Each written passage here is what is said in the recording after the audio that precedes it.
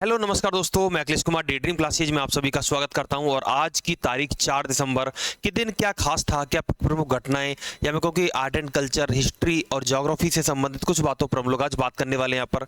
चलिए भाई, तो बिना किसी देरी के हम लोग स्टार्ट करते हैं।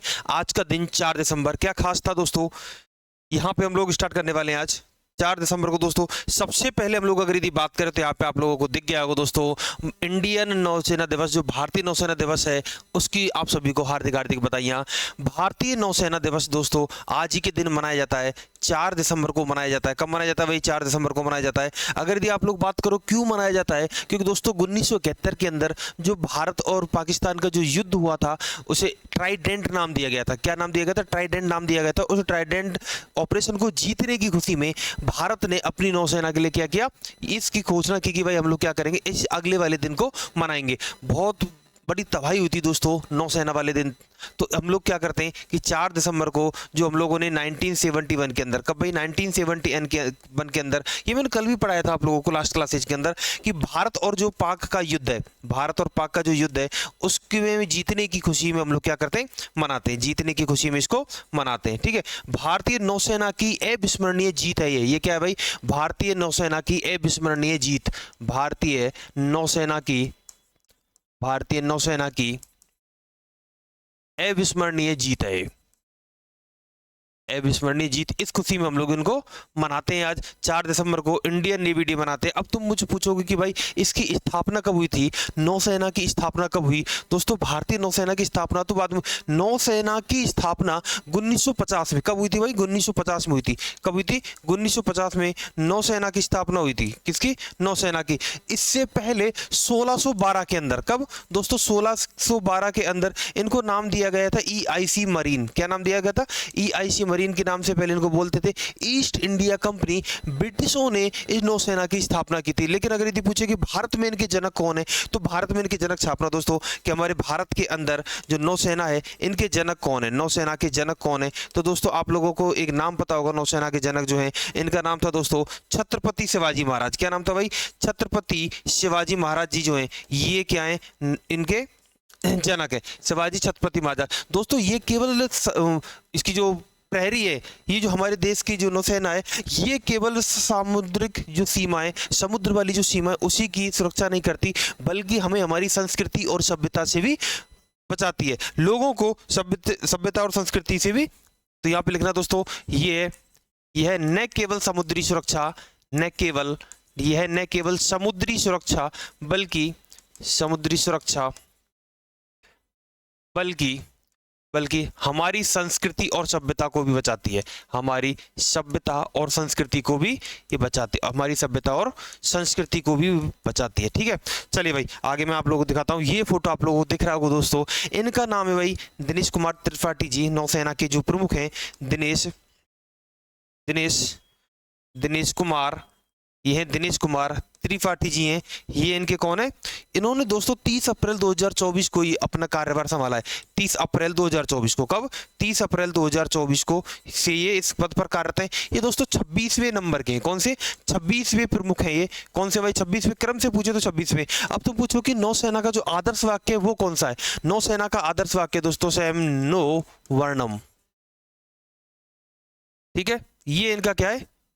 आदर्श वाक्य है। ये कहता है कि हे प्रभु, इनका जो आदर्श वाक्य है इसका अर्थ क्या है दोस्तों? ये संस्कृत से लिया गया है। जो इनका आदर्श वाक्य है, आदर्श वाक्य कहता है हे प्रभु या हे वरुण हमारे लिए खुश रहो, हे वरुण हमारे लिए खुश रहो, ठीक है।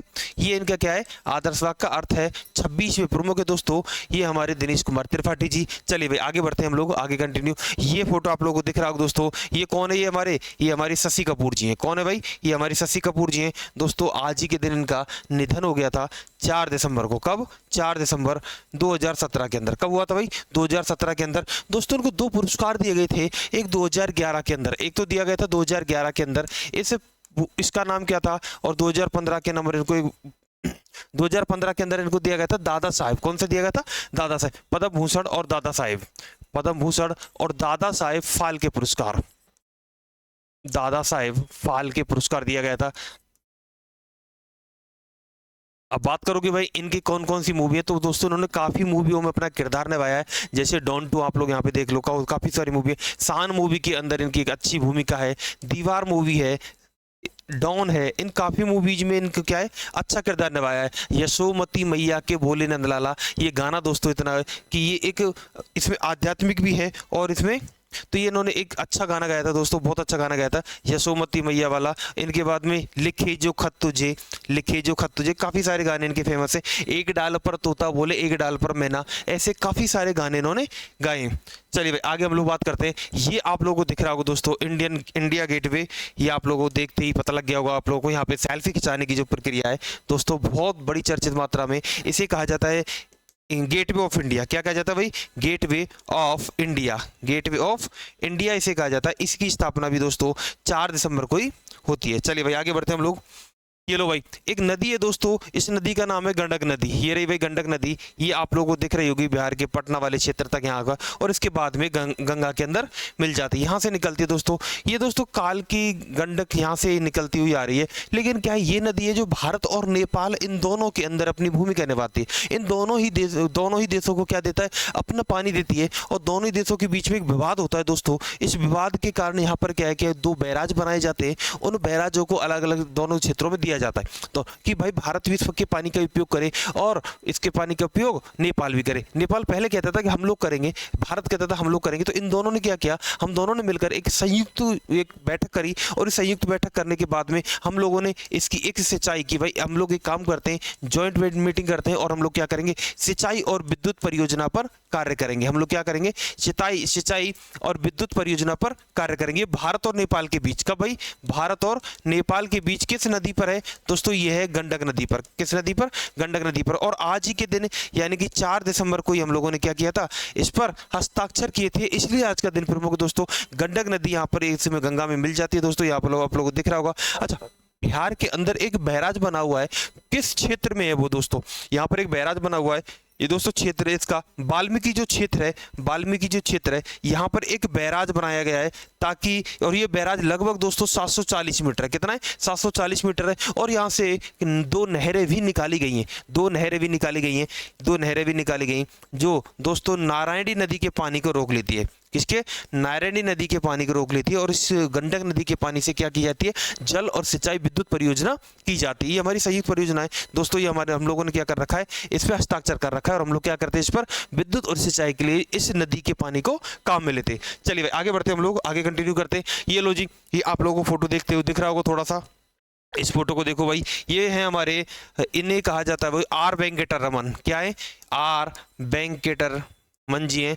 ये हमारे दोस्तों पूर्व राष्ट्रपति हैं। कौन है भाई? ये हमारे पूर्व राष्ट्रपति हैं। ये दोस्तों भारत के वकील और स्वतंत्रता सेनानी भी रहे हैं। ये कौन रहे भाई? भारत के वकील रहे हैं, भारत के वकील रहे हैं।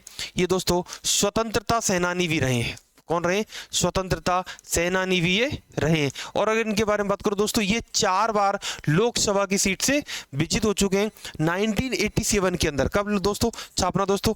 1984 के अंदर, 1984 के अंदर ये दोस्तों रक्षा मंत्री भी रहे हैं। कौन रहे? ये रक्षा मंत्री भी रहे हैं। अगर दिन के बारे में और अगर आप लोग बात करो तो दोस्तों 25 जुलाई, मैं बात कर रहा हूँ 25 जुलाई 1987 के से 25 जुलाई 1992 तक ये क्या रहे? प्रेसिडेंट रहे। क्या रहे? प्रेसिडेंट रहे। अच्छा, इससे पहले ही उपराष्ट्रपति भी रह चुके हैं, भारत के उपराष्ट्रपति भी रह चुके हैं। इनके उपराष्ट्रपति का अगर यदि आप लोग कार्यकाल पूछो तो इनके उपराष्ट्रपति का कार्यकाल क्या था दोस्तों? ये 1984 से, कब? 1984 से 1987 के बाद, 1987 के बीच 7वें नंबर के, कौन से? 7वें नंबर के उपराष्ट्रपति जी ये रह चुके हैं, 7वें नंबर के। अब तुम पूछोगे इनके कार्यकाल में क्या प्रमुख था, कौन सा संविधान संशोधन हुआ था? ये इंपॉर्टेंट चीज है, आपसे पूछा जा सकता है यहाँ से कि कौन सा संविधान संशोधन हुआ था दोस्तों इनके कार्यकाल में। एक 61वां संविधान संशोधन कौन सा हुआ था दोस्तों? 61वां कॉन्स्टिट्यूशनल अमेंडमेंट यहाँ पर हुआ था दोस्तों। ये हुआ था 1989 के अंदर। कब हुआ था? 1989 के अंदर। और इसमें जो मतदान की आयु थी, जो आपकी आयु है, वो दोस्तों 21 से घटाकर 18 कर दी गई। कितनी कर दी गई? 21 से घटाकर 18 कर दी गई। पहले दोस्तों मतदान की जो आयु थी वो 21 थी, लेकिन इसको घटा के कम किया गया संविधान के किस अनुच्छेद के द्वारा? तो ये दोस्तों 61वां संविधान संशोधन था। इस संविधान संशोधन के द्वारा इसकी आयु को कम कर दिया गया। ठीक है, चलिए भाई, तो इसके साथ में आज की खबरों को हम लोग यहीं पे छोड़ते हैं। आज 4 दिसंबर की जो प्रमुख घटनाएं थी, जैसे नौसेना दिवस हुआ, आर वेंकटरमण जी जो हमारे पूर्व प्रेसिडेंट हैं, जो हमारे पूर्व राष्ट्रपति हैं, ये हमारे पूर्व उपराष्ट्रपति भी रह चुके हैं, इनके बारे में हम लोगों ने देखा दोस्तों। हाँ, एक चीज़ और, आज ही के दिन 1829 के अंदर विलियम बेंटिंग जो थे, हमारे जो वायसराय थे भारत के, उन्होंने एक सती प्रथा पर रोक भी लगाई थी। सती प्रथा का मतलब था दोस्तों, अगर यदि पुरुष का निधन हो जाता है तो पुरुष के निधन के साथ में पत्नी को भी जिंदा जला देना। दोस्तों ये प्रथा नहीं, ये कुप्रथा है। ये क्या है? ये कुप्रथा है। ये दोस्तों, अगर यदि उस पत्नी को जलाया जा रहा है तो वो कुप्रथा है, प्रथा नहीं है दोस्तों। इस सती प्रथा पर रोक लगाई थी। कन्यावध, शिशु कन्यावध था, उस पर भी इन्होंने रोक लगाई थी विलियम बेंटिंग जी ने, जो 1819 के अंदर। दोस्तों ये कहते हैं कि ये दोस्तों एक अच्छे इंसान थे, इन्होंने काफ़ी सारी चीज़ें सही करी थी। ठीक है, तो चलिए भाई, आज की क्लासेज को हम लोग यहीं समाप्त करते हैं। फिर मिलेंगे अगली वाली क्लासेज में। तब तक बने रहिए, जुड़े रहिए डी ड्रीम क्लासेज के साथ। मैं अखिलेश कुमार आप सभी का धन्यवाद करता हूं दोस्तों। अगर वीडियो अच्छी लगी हो तो लाइक शेयर सब्सक्राइब करना। फिर मिलेंगे अगली वाली क्लासेज में, तब तक बने रहिए। Thank you.